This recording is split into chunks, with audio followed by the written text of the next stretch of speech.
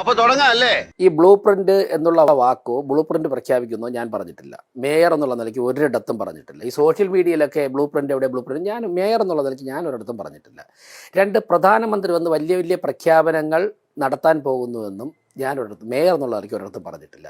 ഇത് രണ്ടും അങ്ങ് ഏത് സമയത്ത് അങ്ങയുടെ കയ്യിൽ ഈ വീഡിയോ ക്ലിപ്പ് അല്ലെങ്കിൽ എൻ്റെ സ്റ്റേറ്റ്മെന്റ് കിട്ടിയാലും അയച്ചു തന്നാൽ ഞാൻ പൊതുസമൂഹത്തോട് മറുപടി പറയാൻ തയ്യാറാണ്.